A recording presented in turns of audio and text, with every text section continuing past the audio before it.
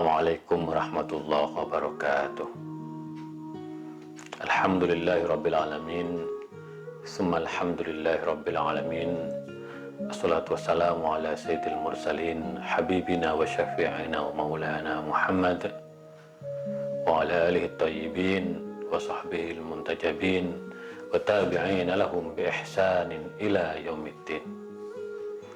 Sahabat Islam Ramah, tanpa terasa kita sudah melalui malam-malam yang indah selama bulan Ramadan ini. Malam-malam yang kita isi dengan ibadah, dengan tarawih, dengan khutbah Al-Quran, dengan puasa-puasa yang insya Allah menjadikan hati kita bersih, menjadikan pikiran kita jernih. Dan karena itu dengan syukur yang selalu kita panjatkan, insya Allah rahmat Allah akan menyertai kita semua. Dan syukur ini akan menjadi kekuatan kita sebagai umat Islam, sebagai warga negara Indonesia.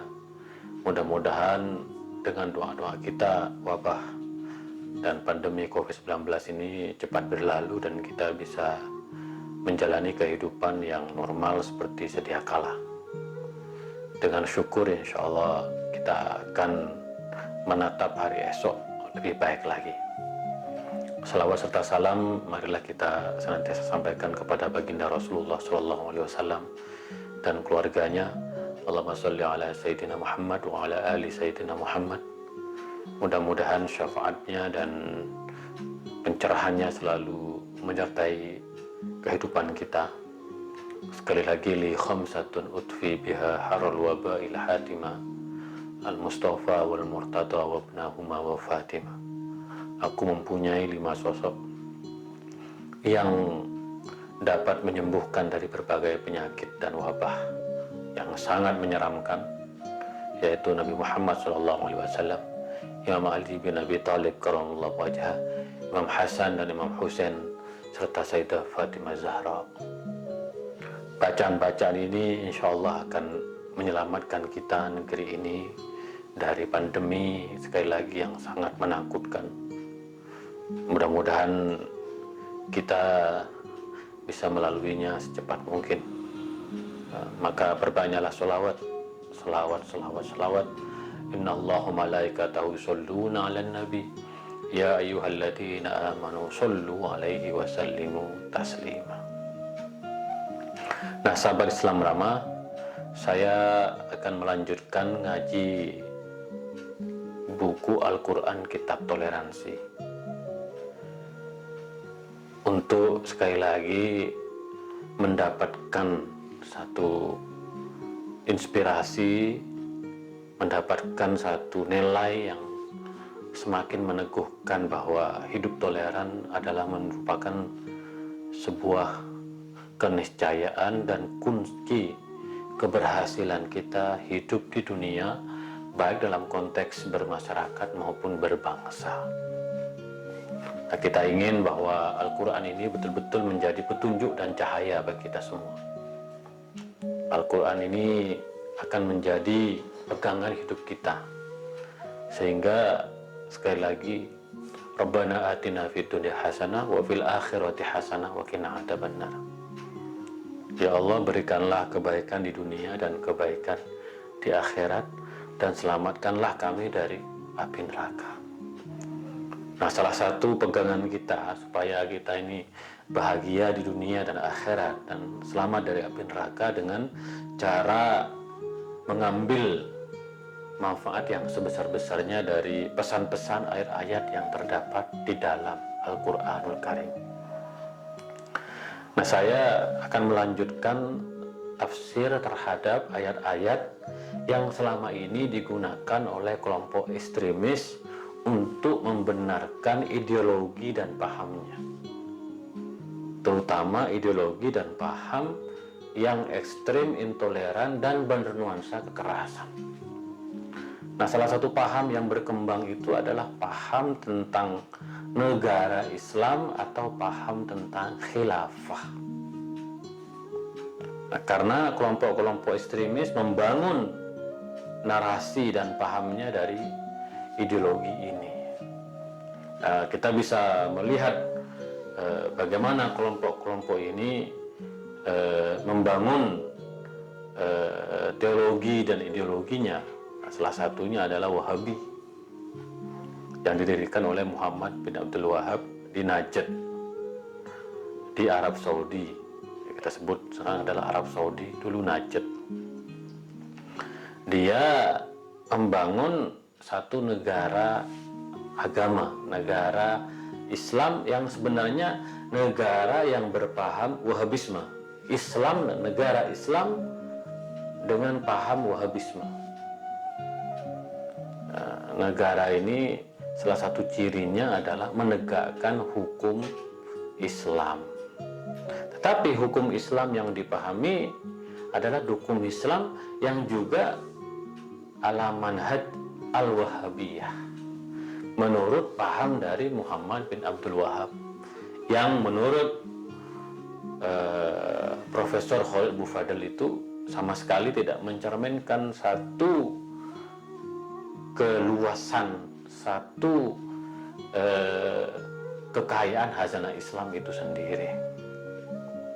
Maka kalau kita lihat, salah satu ciri dari hukum Islam ala Wahabi yang itu diterjemahkan sebagai bagian dari negara Islam, itu salah satu cirinya adalah penegakan hukum pidana Islam. Jadi yang uniknya hukum pidana Islam itu kalau kita lihat hanya berlaku bagi orang-orang lemah, tapi bagi orang-orang yang punya posisi strategis, bagaimana kasus pembunuhan Jamal Khashoggi di Arab Saudi yang melibatkan putra mahkota. Sampai sekarang hukum pidana Islam itu tidak diterapkan di mereka. Jadi Wahabi dikenal dan mereka kerap menggunakan ayat suci Al-Quran untuk membenarkan pandangan mereka. Yang kedua, kita mengenal Ikhwanul Muslimin di Mesir yang didirikan oleh Hasan al-Banna tahun 1928 sebagai respon dari kejatuhan dinasti Ottoman di Turki tahun 1923. Mereka juga membangun satu narasi tentang pentingnya menghadirkan kembali konsep khilafah yang dalam pandangan mereka bahwa menegakkan khilafah adalah menegakkan hukum Tuhan. Walaupun sekali lagi antara Ikhwan Muslimin dan Arab Saudi berbeda pandangan. Karena definisi khilafah dalam kacamata Ikhwanul Muslimin adalah bukan sistem teokrasi, bukan kerajaan. Tetap konsep khilafah yang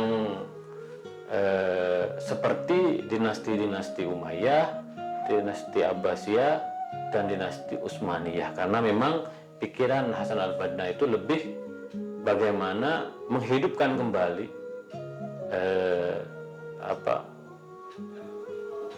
dinasti-dinasti yang runtuh setelah itu. Lalu setelah itu dari pecahan Ikhwanul Muslimin muncul yang namanya Hizbut Tahrir. Hizbut Tahrir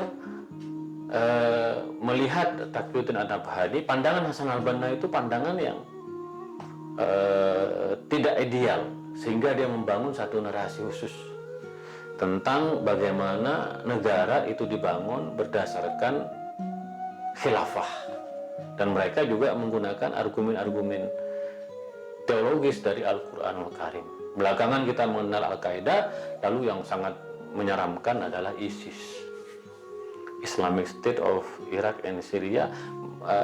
Mereka menamakan, Abu Bakar al-Baghdadi menamakan dirinya khalifah, dan dia juga mempunyai ambisi untuk menegakkan hukum Tuhan. Nah, dari kelompok-kelompok yang membangun narasinya dari hukum Tuhan ini kira-kira apa landasan ayatnya? Nah, ini saya selalu temukan kalau saya berdebat dengan terutama Hizbut Tahrir sejak awal tahun 2000-an ya.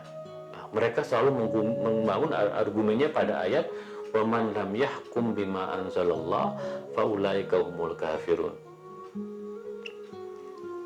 Ayat ini kalau kita baca secara harfiah artinya barang siapa yang tidak menegakkan hukum yang diturunkan oleh Allah maka mereka adalah orang-orang kafir.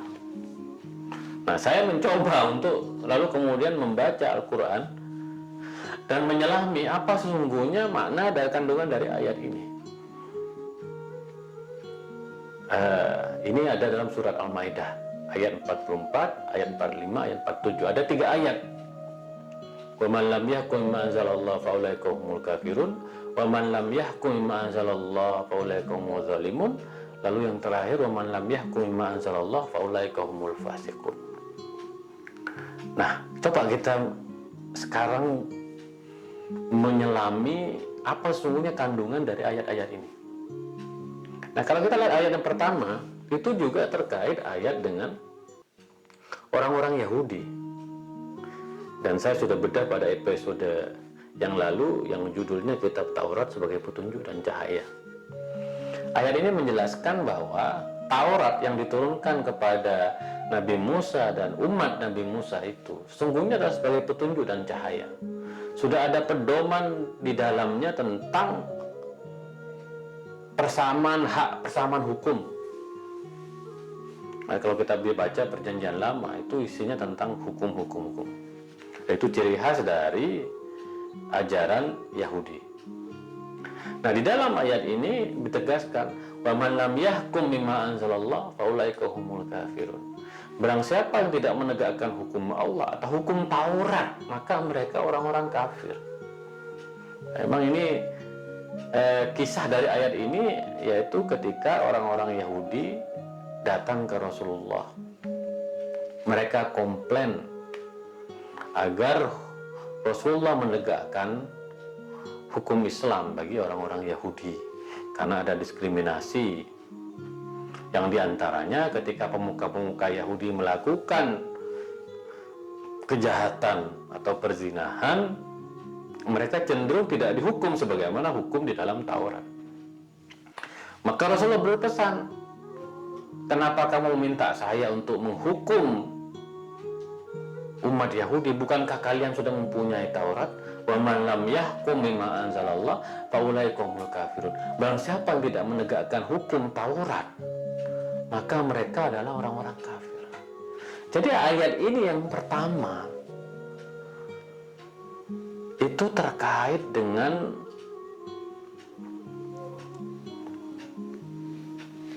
hukum Taurat, hukum Yahudi, bahwa setiap agama mempunyai kitab suci dan kitab sucinya itu harus dijadikan sebagai pedoman untuk menegakkan hukum Tuhan sebagaimana terdapat di dalam kitab suci Taurat, kitab suci Yahudi. Maka hati-hati menggunakan ayat ini. Dan ketika saya mendengarkan Hizbut Tahrir menggunakan ayat ini, saya hanya tersenyum karena ayat ini sungguhnya ayat untuk orang-orang Yahudi. Nah, di dalam ayat yang kedua, "Wa man lam yahkum bima anzalallah faulaika humuz zalimun." Ini juga ayat tentang kisos yang itu menjadi hukum Yahudi yang kemudian diadopsi oleh hukum Islam, yang kemudian diperbaharui faman tasaddaqa fahuwa kafaratun lah. Ya, memang ada kisos mata dengan mata, gigi dengan gigi, ya. Tetapi faman tasaddaqa fahuwa kafaratun lah. Kalau kamu membayar sedekah, uang ganti, maka itu akan dapat mengampuni terhadap kesalahan kamu. Nah, Islam memberikan satu celah bahwa hukum kisos itu memang ada, tapi kalau keluarga korban memaafkan dan membayar uang ganti, maka itu dapat sebagai pengampunan. Faman lam yahkum bima anzalallah faulaika humuz zalimun. Barang siapa yang tidak menegakkan hukum Allah, maka mereka orang zalim. Jadi hukum Allah adalah kisos. Karena bagaimanapun hukum qisas itu ada, tetapi tidak diterapkan. Maka Al-Quran mengingatkan pada zaman itu, aman lam yahkum bima anzalallah faulaika humul zalimun. Nah, sedangkan ayat yang ketiga, waman lam yahkum bima anzalallah faulaika humul fasikun. Ini sesungguhnya terkait dengan umat Kristiani yang diperintahkan untuk menegakkan hukum Tuhan, yaitu Injil. Yang kita tahu, dan para ulama tafsir mengatakan bahwa di dalam Perjanjian Baru atau dalam Injil itu bukan berisi hukuman seperti dalam tradisi Yahudi, tetapi pada nasihat-nasihat, pesan-pesan moral tentang mengasihi, tentang cinta. Di dalam ayat ini diperintahkan orang-orang Kristen menegakkan hukum atau menegakkan Injil Perjanjian Baru. Dan barang siapa yang tidak menegakkan Injil, faulaikumul fasikun, mereka adalah orang-orang fasik.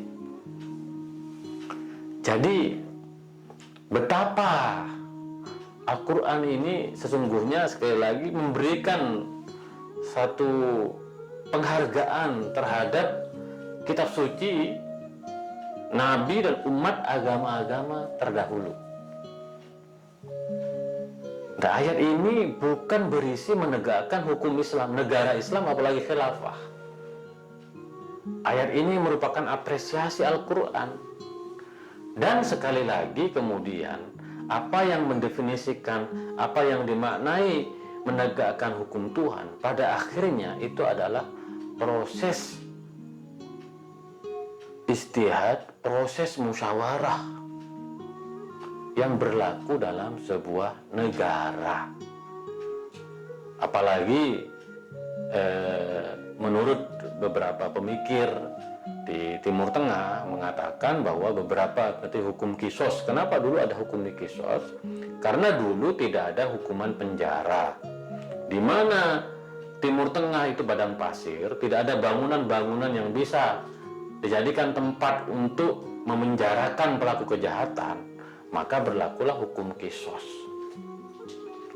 yaitu mata dengan mata, gigi dengan gigi. Nah, setelah datang satu peradaban baru di mana mekanisme hukuman atau sanksi itu berubah dengan cara-cara yang lebih manusiawi, yang modern, maka kemudian hukum kisos itu dipahami sesuai dengan konteks dan zamannya. Nah, tetapi sekali lagi bahwa apa yang mendefinisikan bahwa ayat ini harus dipahami sesuai dengan konteksnya masing-masing. Ayat ini tidak terkait dengan bagaimana menegakkan negara Islam atau khilafah. Sangat berbeda konteksnya dari ayat ini. Dan Islam pada intinya menegakkan bahwa prinsip keadilan itu adalah nomor satu. Wa idza hakamtum bainan nas an tahkumu bil adl. Dan ketika kalian ingin menghakimi di antara manusia, maka hendaklah kalian berlaku adil. Innallaha ya'muru bil adli wal ihsan. Kalau kita sholat Jumat, khotib yang terakhir selalu mengatakan innallaha ya'muru bil adli wal ihsan.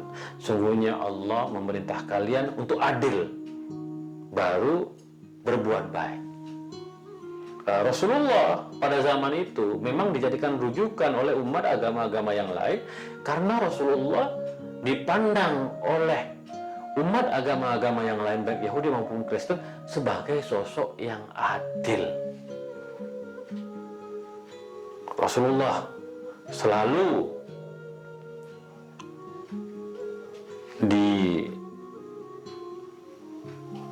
disertai oleh malaikat Jibril.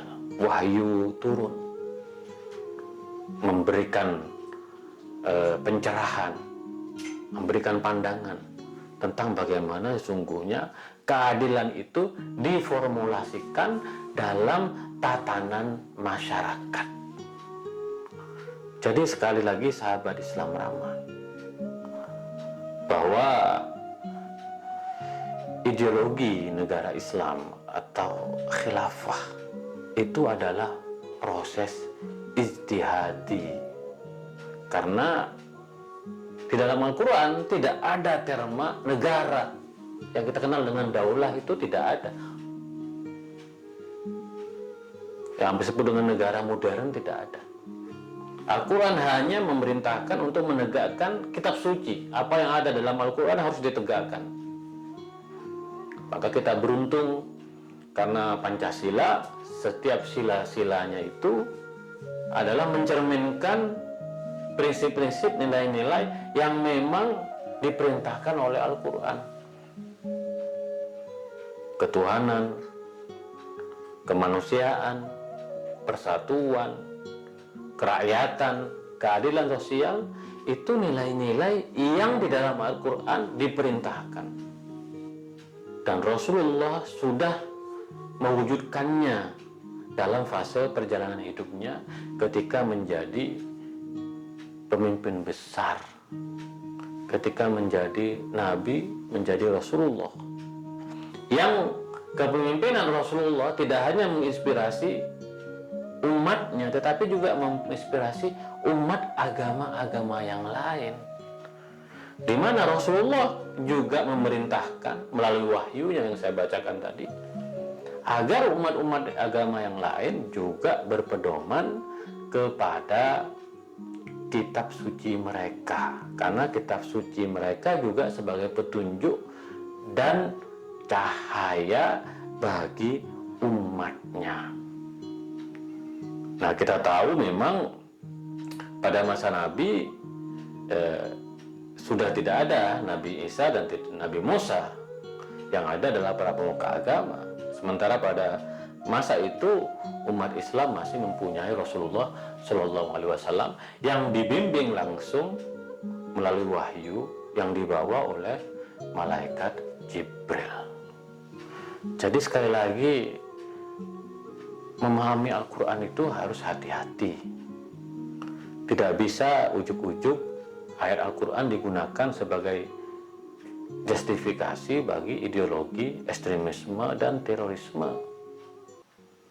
Karena setiap pesan di dalam Al-Quran itu mempunyai makna, mempunyai konteks pada zamannya, dan harus kontekstualisasikan pada zaman sekarang, supaya kita tidak ahistoris dan kita bisa mengambil apa sesungguhnya pesan utama di balik ayat Al-Quran tadi itu.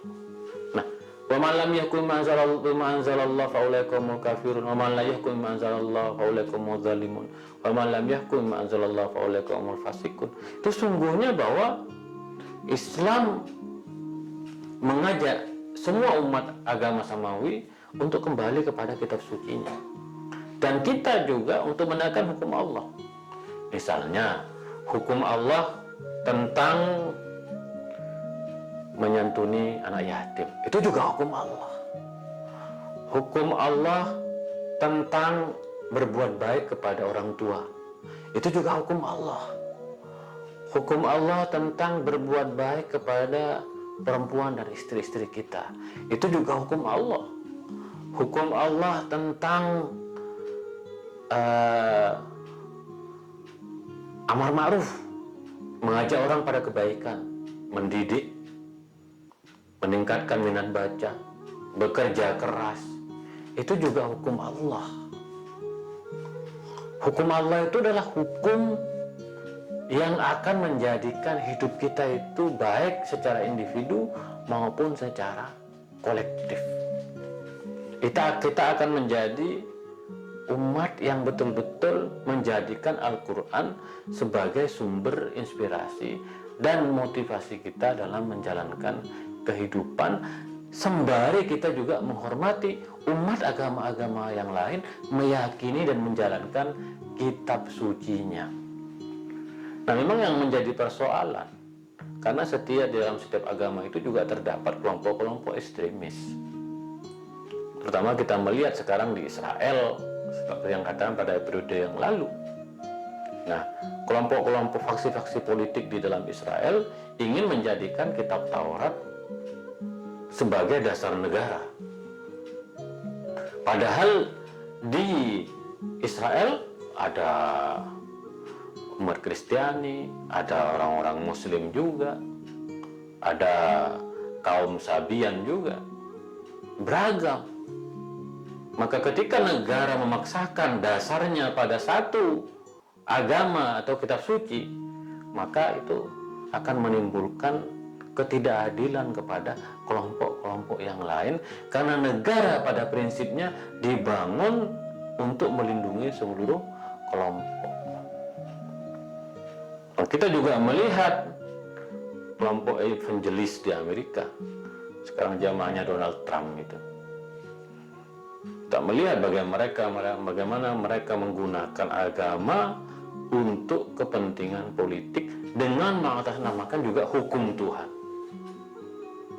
Padahal di dalam tradisi Kristiani, apa yang didefinisikan hukum Tuhan itu kan cinta, kasih sayang. Jadi menegakkan hukum Tuhan itu adalah meneguhkan cinta dan kasih sayang. Dalam tradisi Islam, apa yang kita definisikan hukum Tuhan itu adalah hukum dan cinta. Kita menggabungkan antara tradisi Yahudi dan tradisi kekristenan.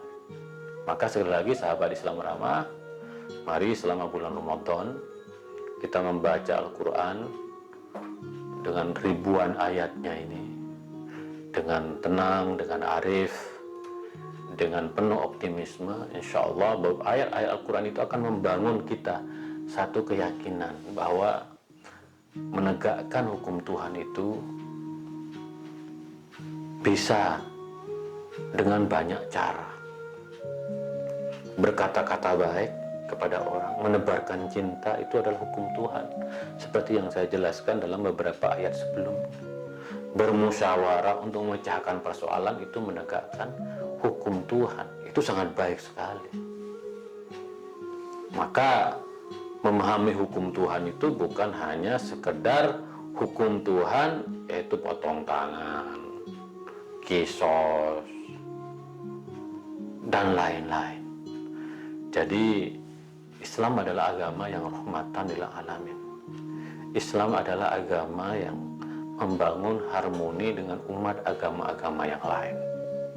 Maka kita sebagai umat Islam di Indonesia ini harus betul-betul memberikan pemahaman yang benar tentang kitab suci dan menyampaikan apa adanya makna dan pesan yang terkandung di dalam Al-Quranul Karim. Karena dengan cara itu kemudian kita dapat membangun harapan, membangun kebersamaan, dan menjadikan toleransi di antara sesama sebagai kekuatan yang dapat menjadikan kita sebagai bangsa yang besar. Sahabat Islam ramah, itulah kira-kira ngaji Al-Quran Kitab Toleransi. Mudah-mudahan bermanfaat. Kurang lebihnya mohon maaf. Wa ma taufiqi illa billah, alaihi tawakkaltu wa ilaihi unib. Allahumma waffiq ila qomit thoriq. Assalamualaikum warahmatullahi wabarakatuh.